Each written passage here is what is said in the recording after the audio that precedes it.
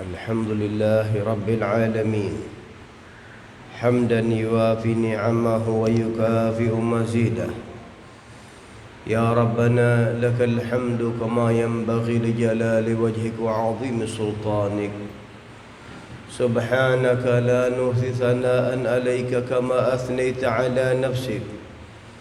فلك الحمد حتى ترضى، ولك الحمد إذا رضيت، ولك الحمد بعد الرضا.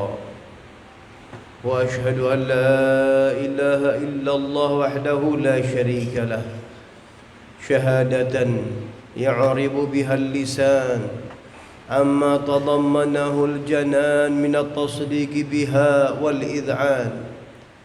وأشهد أن سيدنا محمدا العبد الصادق في قوله وفعله، المبلغ عن الله ما أمره بتبليغه من فرضه ونفله، عبد أرسله الله للعالمين بشيرا ونذيرا.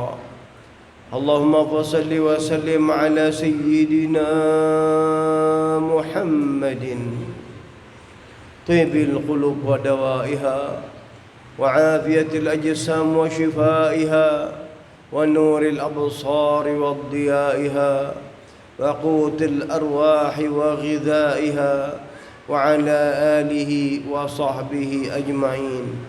أما بعد، فيا أيها الناس اتقوا الله حق تقاته ولا تموتن إلا وأنتم مسلمون. وقال الله سبحانه وتعالى: فإذا فرغت فانصب وإلى ربك فارغب. Hadirin sidang Jumat yang mendapat kemuliaan dari Allah Subhanahu wa taala, yang menjadi pilihan Allah untuk kita sama-sama mengabdikan diri kepada Zat penguasa, kepada Zat yang menciptakan kita, menciptakan alam semesta. Allah Subhanahu wa taala yang tidak ada sekutu baginya. Allah Subhanahu wa taala yang tidak ada kekuatan selainnya. Allah Subhanahu wa taala yang tidak berjalan sesuatu atau terdiam kecuali daripada perintah dan kehendaknya. Allah Subhanahu wa taala yang menguasai jiwa-jiwa kita, yang menciptakan segala-galanya, maka kekuasaan mutlak hanya milik Allah Subhanahu wa taala. Maka dari itu, orang yang di dalam kehidupannya telah menemukan arti di dalam makna kehidupan seorang hamba, di dalam makna pengabdian seorang hamba kepada pencipta, maka dialah yang akan diberikan kebaikan-kebaikan oleh Allah Subhanahu wa taala. Allah Subhanahu wa taala telah menjelaskan, "Wa ma khalaqtul jinna wal insa illa liya'budun." Tidaklah Allah Subhanahu wa taala menciptakan jin dan manusia kecuali untuk menyembah kepada Allah, untuk kenal kepada Allah. Hadirin rahimakumullah, kenal kepada Allah adalah satu prestasi di dalam ibadah, satu keunggulan di dalam tingkatan ibadah. Karena berapa banyak di dalam tingkatan-tingkatan ibadah, orang kita banyak melakukan ibadah akan tetapi kosong daripada rasa. Umpama kita makan buah apel yang enak, akan tetapi yang permasalahan ada di dalam lisan kita yang sedang sariawan, maka apapun makanan lezat yang kita makan, maka kita tidak bisa merasakannya. Sungguh mereka, orang-orang yang telah mendapatkan keseriusan ibadah kepada Allah, mencari kenikmatan dan kelezatan ibadah kepada Allah, maka mereka dibukakan oleh Allah Subhanahu wa taala satu kenikmatan yang istimewa, satu kenikmatan di dalam mengenal Allah. Bahkan berapa banyak daripada para salihin yang mereka minta di dalam kehidupan adalah untuk bisa kenal kepada Allah, yaitu dengan bahasa tasawufnya adalah ma'rifah billah. Karena ketahuilah, mengenal Allah Subhanahu wa taala di dalam hatinya, sehingga selalu langkah-langkah yang dijalankan selalu merasa dilihat oleh Allah, selalu merasa dipantau oleh Allah, selalu merasa diperhatikan oleh Allah. Maka gerak-gerik yang dilakukan selalu kontrolnya bukan kepada CCTV atau kepada atasan dan lain-lain, akan tetapi langsung kontrol kepada Allah Subhanahu wa taala.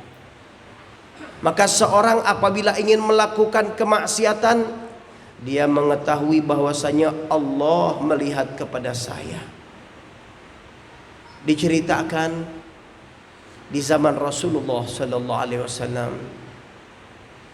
ada seorang sahabat muda yang pada saat itu ada tertarik dengan seorang wanita yang tawar-menawar harga di dalam jual beli korma, dan ternyata ada lirik-melirik. Akhirnya mereka pun berdekatan, tapi tidak sampai mereka melakukan perbuatan zina. Mereka sudah ingat, mereka sudah diingatkan hatinya oleh Allah. Sulit orang-orang yang sudah dekat kepada Allah, orang-orang yang sudah punya ma'rifah kepada Allah untuk melupakan Allah. Maka ketika dalam keadaan maksiat, menyesal dirinya, langsung tinggalkan maksiat itu dan menghadap kepada Nabi besar Muhammad sallallahu alaihi wasallam. Kemudian dia meminta untuk dilakukan hukuman buatnya, untuk dicambuk karena dia merasa dirinya telah melakukan kesalahan. Rasulullah sallallahu alaihi wasallam beliau diam, tidak menjawab, sampai pada saat datang waktu sholat.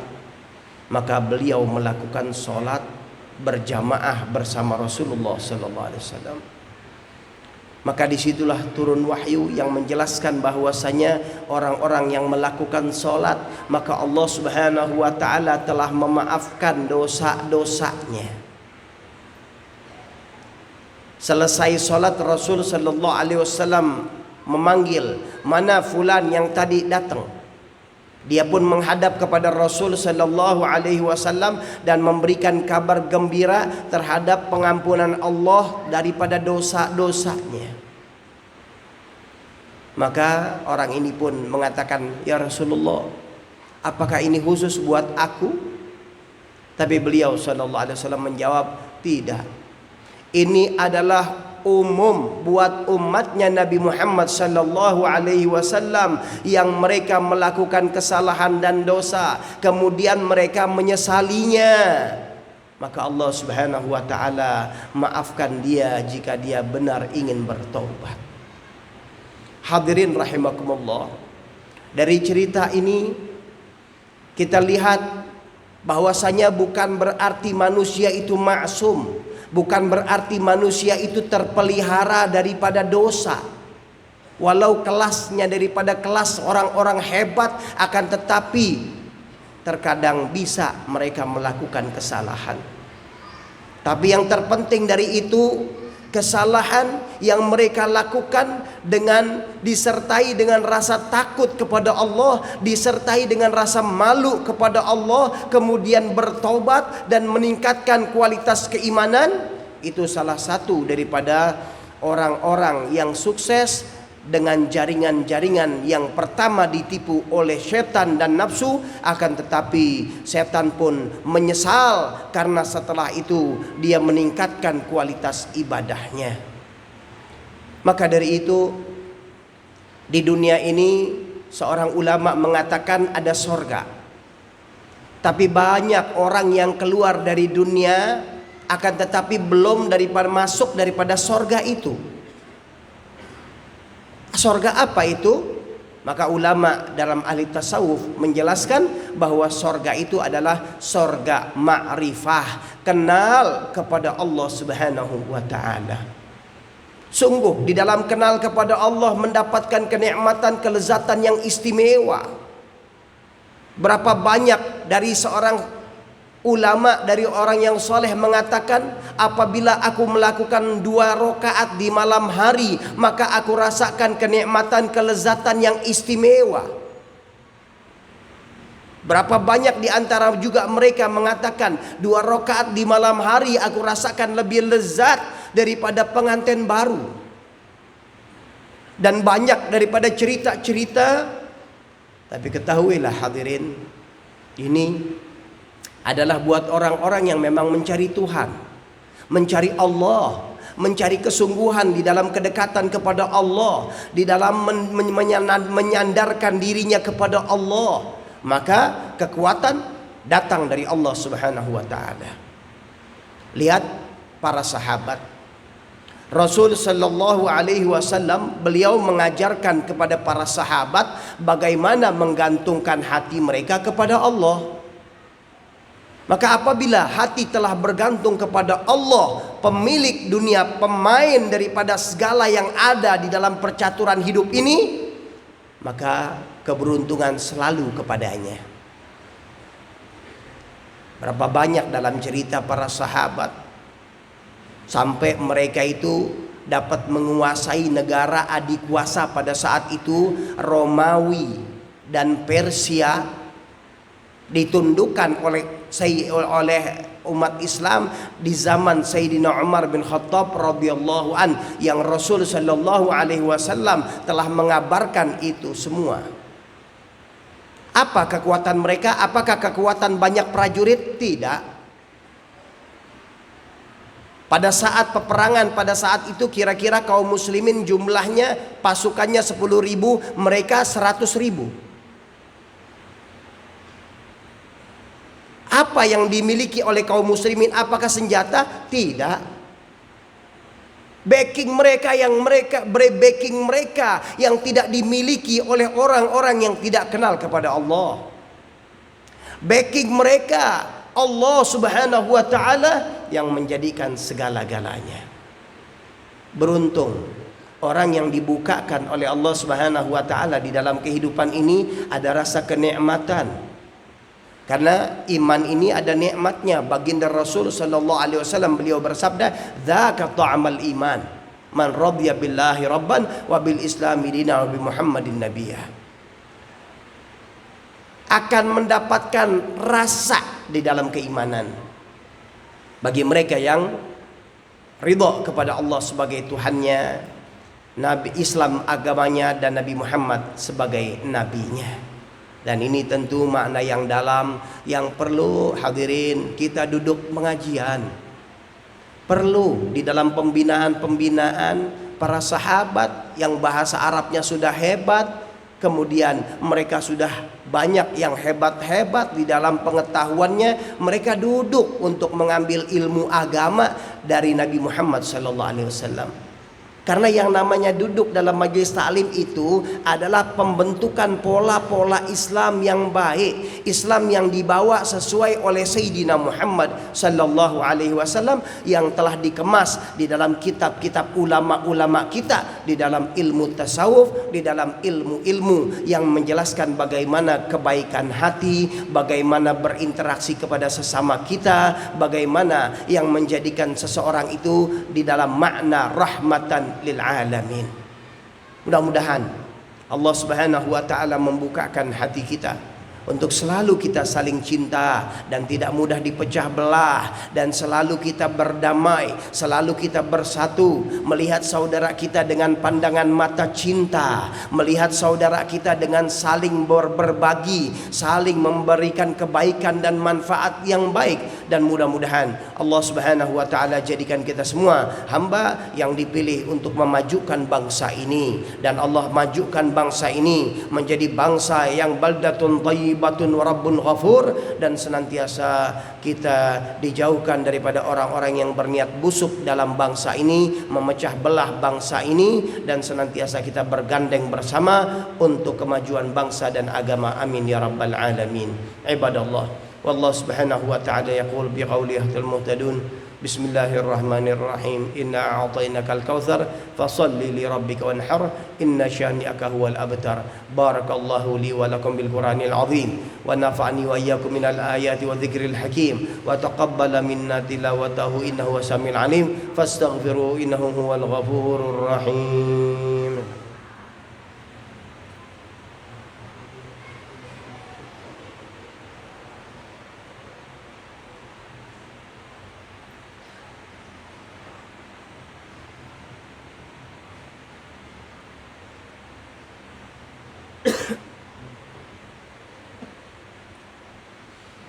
الحمد لله رب العالمين والعاقبة للمتقين ولا عدوان إلا على الظالمين وأشهد أن لا إله إلا الله وحده لا شريك له وأشهد أن سيدنا محمدا عبده ورسوله أرسله بالهدى ودين الحق ليظهره على الدين كله ولو كره الكافرون.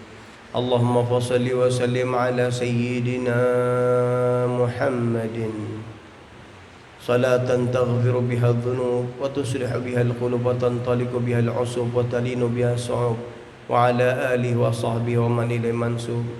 أما بعد فيا أيها الناس اتقوا الله حق تقاته ولا تموتن إلا وأنتم مسلمون واعلموا أن الله سبحانه وتعالى أمركم بأمر بدأ فيه بنفسه وثنى بملائكة المسبحة بقدسه فقال تعالى ولم يزل قائلا عليما إن الله وملائكته يصلون على النبي يا أيها الذين آمنوا صلوا عليه وسلموا تسليما.